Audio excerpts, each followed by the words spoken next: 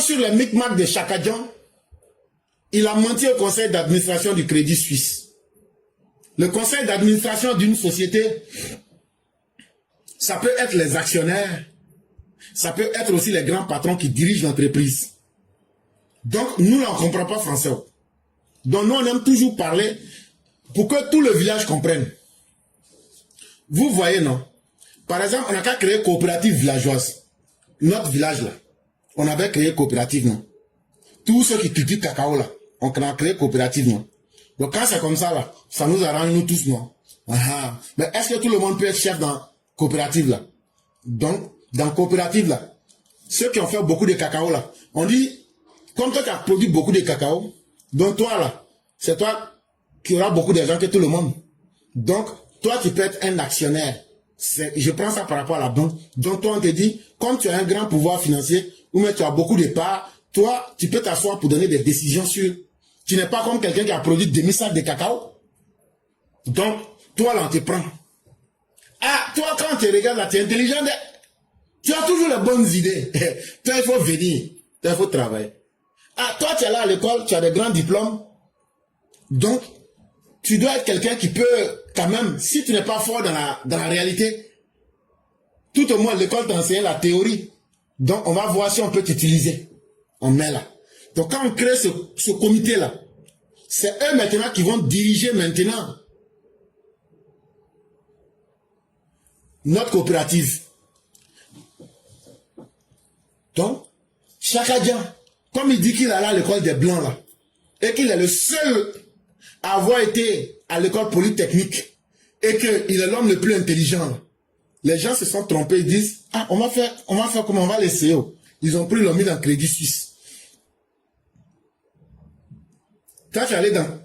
La banque là existait depuis plus de 80 ans. Mais il est venu dans l'association des gens, là, dans le conseil d'administration, là. Chaque jour que Dieu fait ses mensonges, il ment aux gens seulement. Jusqu'à vous, l'affaire là est tombée maintenant. L'ascension d'étudiants Thiam à la tête des Crédits Suisse devait incarner une nouvelle ère pour la prestigieuse banque helvétique. Mais son passage s'est finalement achevé dans la tourmente, marqué par une série de scandales qui ont durablement terni l'image de l'établissement. Le plus retentissant reste l'affaire Spygate, symbole d'une gouvernance bancale, où intrigues personnelles et dérives managériales se sont entremêlées. Duncan Marvin a publié une enquête de 300 pages sur les scandales à Crédit Suisse. Donc maintenant, là, le livre que je vous ai parlé, et puis j'ai dit ça fait 300 pages. Là. Celui qui a fait l'enquête, il s'appelle Duncan Marvin. Duncan Marvin, ou Duncan Marvin, il a publié son livre. C'est un livre d'enquête. Le Crédit Suisse, là, il y avait quel ourourou dedans là-bas? Qui faisait quoi? C'est là qu'on a découvert le Spygate. Ça veut dire l'affaire d'espionnage.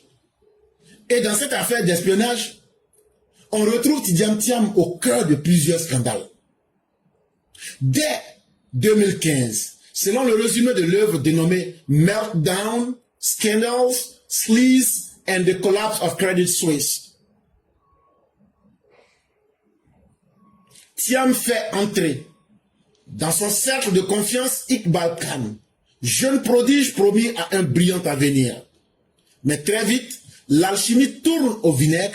Les deux hommes voisins sur le Gold Coast zurichoise passent d'alliés stratégiques à ennemis déclarés. Ce conflit personnel et professionnel s'envenime lorsque Iqbal Khan annonce son départ pour UBS, principal concurrent du Crédit Suisse. Craignant une fuite des talents et des clients, l'état-major de Tidjam Thiam choisit la voie la plus sombre, la filature organisée par des détectives privés. Donc en 2015, là, tellement Chakadjan vaut rien, il a rencontré un monsieur qui s'appelait Iqbal Khan. Ce monsieur-là, lui, il était fort. On dit que c'est un gestionnaire de fortune privée. Il allait travailler à Crédit Suisse. Chakadjan, comme c'est un dictateur sénégalais, à un moment, le monsieur dit, ah, j'ai une autre banque qui s'appelle UBS. Eux disent que, ah, eux vont me payer bien. Donc moi là, comme je ne suis pas venu pour regarder les murs en Suisse ici là, tiens, moi je vais aller chercher ce qui peut m'arranger. Je vais aller faire mon jet.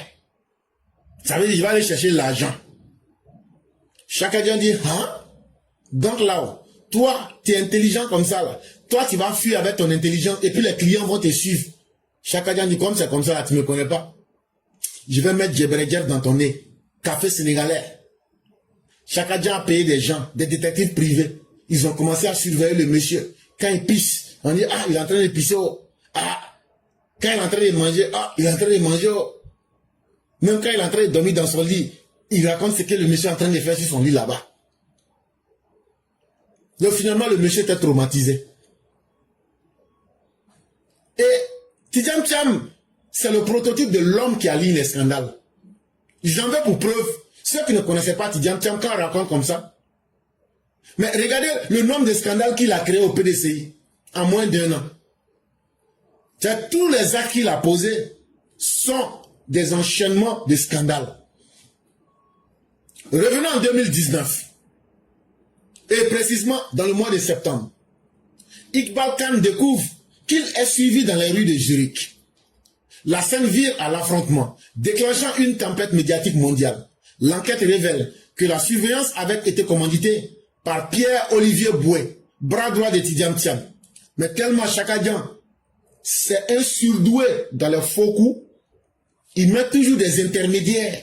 Et celui qu'il avait mis comme intermédiaire pour filer et faire l'espionnage contre Iqbal Khan, il s'appelle Pierre-Olivier Boué.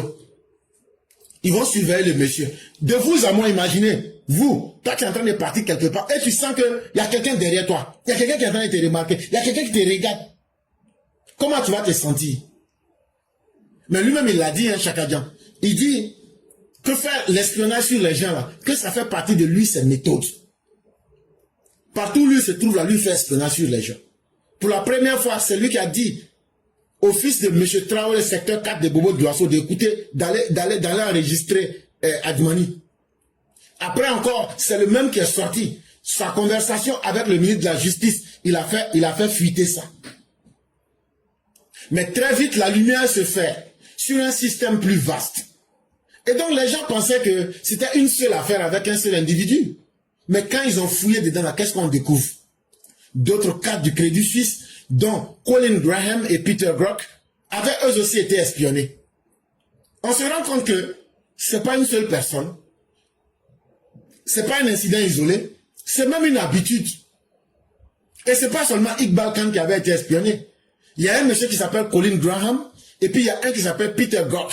Eux-mêmes là, ils avaient été espionnés par Chakadjan.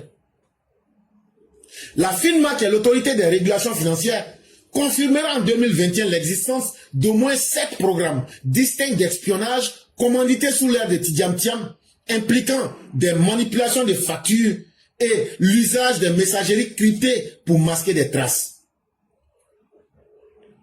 Et la FINMA, qui est l'autorisation de régulation financière, va découvrir en 2021 que là où elle s'attendait à un scandale d'espionnage, sous l'ère de Tidjam Thiam au Crédit Suisse, ils ont pu découvrir jusqu'au moins 7 différents espionnages qui avaient été menés.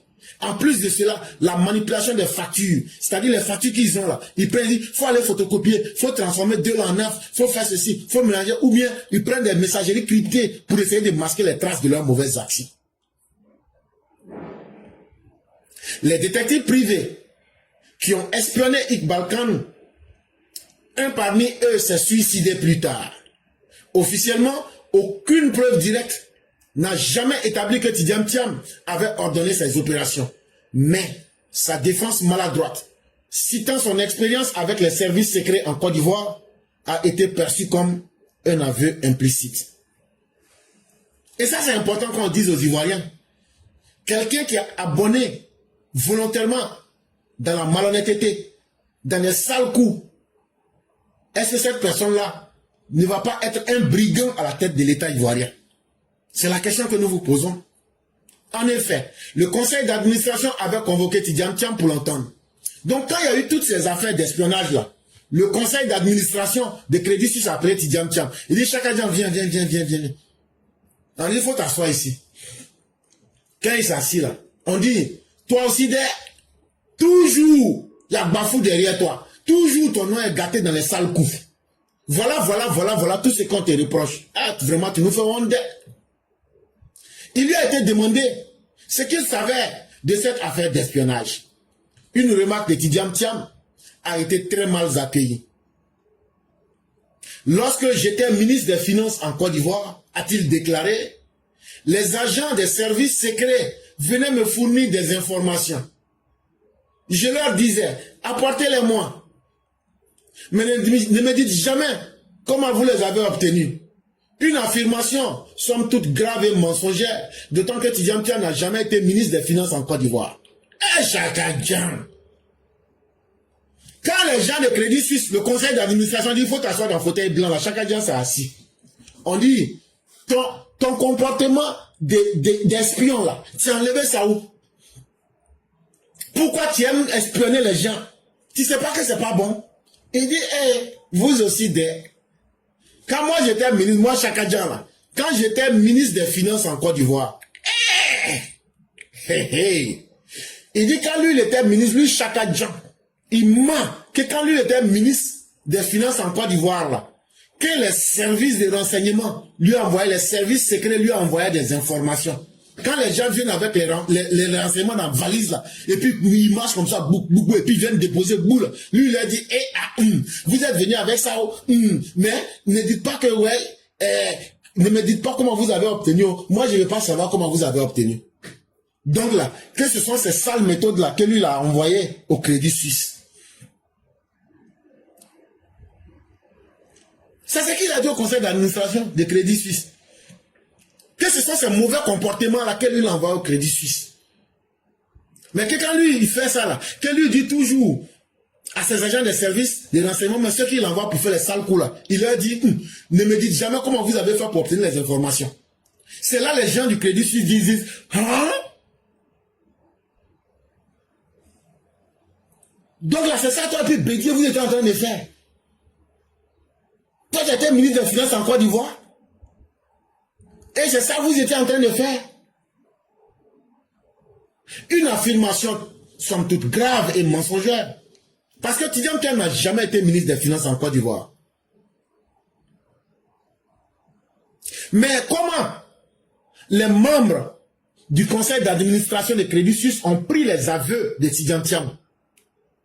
C'était une manière de dire, oui, les espionnages là, c'est comme ça que le conseil d'administration a compris le message de Tidiane Thiam. Oui, j'avais l'habitude de faire ça avant. Donc là, si je viens ici, que je fais ça, tant que ça marche là, est-ce que c'est un problème? C'est comme ça que le conseil d'administration a compris. Eux, ils ont compris ça comme c'est un aveu. Pour dire oui. Espionnage même est petit même. Je travaillais avec les agents des services de renseignement. Et eux, ils m'envoyaient les informations. Même s'ils coupaient tête de quelqu'un là, je ne veux même pas savoir comment vous avez fait. Mais en tout cas, l'information est là. Il dit donc avec lui, Chaka Dian là, aucune moralité. Lui, il agit seulement pour obtenir ce qu'il veut. Et donc, Chaka Dian venait de reconnaître que les accusations d'espionnage là, non seulement c'était une vérité, mais il reconnaît qu'il les a appliquées sur le terrain. Dans les faits, le conseil d'administration finit par juger que l'affaire avait rendu le PDG indéfendable. Et donc, c'est comme ça, quand il a parlé comme ça, là, c'est là les gens disent, ah, c'est que toi, tu es un cas désespéré, on ne peut plus rien faire pour toi. Ce qui est bon pour toi, on va te chasser. En février 2020, malgré un bond de bénéfice de 69%, Tidiane Thiam est poussé à la démission. Il est devenu un handicap. Donc, les gens vont le chasser des Crédits Suisses. On va dire, il est devenu un problème, il est devenu un handicap, il est devenu une honte, il est devenu un déchet, il est devenu une pourriture, il est devenu la honte du Crédit Suisse. Et ce n'est pas moi qui dis le mot. Tidiane Thiam est devenu un handicap, confiera le président du conseil, Urs Rohner. C'est le président même du conseil d'administration de Crédit Suisse là. Il dit, toi Tidiane Thiam là, tu es un handicap. Retenez bien ce mot là. Si les Thiamistes viennent et puis veulent faire le malin là, dites que le conseil d'administration du Crédit Suisse dit que votre Tidiane Thiam là, c'est un handicap. Et c'est un handicap qui va aller diriger la Côte d'Ivoire. Plus tard, une enquête parlementaire suisse révèle de gros dysfonctionnements dans la gestion des Crédits Suisses ces 20 dernières années. Quand Tidiane Thiam est arrivé là, c'était comme ça. Mais quand il a dirigé, il a fait 20 ans. Bon, on dit même les 20 dernières années là, tous ceux qui ont été les dirigeants de Crédit Suisse, là, ils ont été des défaillants. Ils n'ont fait que prendre de mauvaises décisions. Et c'est plus tard que le Parlement, l'Assemblée nationale suisse, eux, s'ils vont faire leur propre enquête, ils vont découvrir ça là encore. En réalité, Tidiane Thiam, c'est l'héritage d'ombre et d'ambition. L'affaire Spagate a révélé au grand jour une culture de suspicion et d'opacité au sommet des Crédits Suisses. Elle a aussi précipité le déclin d'une institution qui, quelques années plus tard, sombrera définitivement. Tellement ceux qui ont dirigé le Crédit Suisse, Tidiane Thiam compris, ont mal dirigé. Ils ont dirigé ça dans le banditisme, dans la noirceur et sur fond de suspicion que Crédit Suisse n'avait plus de destin. Tidiane Thiam, là, partout où il passe, là, il fait couler les banques. Et c'est ça que l'histoire retiendra. On n'a pas dit qu'il était le seul. Mais s'il était intelligent, là, il allait poser des actes qui allaient faire que ces intelligences, aujourd'hui, on en parlerait. Mais quand lui-même, il fait des aveux pour dire que c'est les méthodes d'opacité, les méthodes lugubres qu'il a utilisées, il est toujours dans Yuruku Yuruku. C'est pas nous, les Ivoiriens, qui va venir diriger ici. Et donc, quand Chaka Diam va quitter Crédit Suisse, comme c'était prévisible, quelques années plus tard, le Crédit Suisse va tomber. Pour Tidiane Thiam, ce scandale reste une tâche indélébile. Malgré ses talents de financier, son nom demeure associé aux dérives d'un système où l'espionnage interne remplaçait le dialogue. Chez lui, là, c'est la dictature ou mieux il t'espionne. Lui n'a pas d'autre méthode. Hein. Lui, quand il veut quelque chose, là, lui ne sait pas ce qu'on appelle le dialogue. Alors que son soi-disant grand-père Félix Houphouët-Boigny disait que le dialogue était l'arme des hommes forts. Mais lui, le petit-fils indigne, c'est l'espionnage, il utilise. Ou bien d'abord, il utilise la dictature. Regardez comment il a dirigé les gens du PDC. Comme un troupeau de moutons. Et ceux qui veulent parler, ils disent non, non, non, non, non, non, non. Moi, en bon Sénégalais, je ne peux pas négocier avec vous. Les gnacs de la Côte d'Ivoire. Ça veut dire les moutons aveuglés de la Côte d'Ivoire. Si vous n'acceptez pas ce que je veux, je vais vous mater. Ou je vais reprendre mes mêmes méthodes. Parce que j'avais déjà l'habitude de faire ça avec les services de renseignement en Côte d'Ivoire. Avec lui, point de dialogue. Il faut s'engager dans les rivalités personnelles. Et avec Tidiane Thiam, aucune stratégie. Et d'ailleurs, faisant un rappel très cruel, même les plus brillants parcours peuvent s'écrouler lorsqu'ils sont gangrénés par des scandales et la perte de confiance. En réalité, Tidiane Thiam, c'est quelqu'un qui n'a pas une forte estime de sa propre personne. Ça fait qu'il n'a pas confiance en lui-même. Ne voyez pas toute cette plastique, toute cette cosmétique que vous voyez là. C'est du préfabriqué. C'est de la chinoiserie. Mais en réalité, là, au fond, quand tu regardes l'homme lui-même, c'est un homme faible.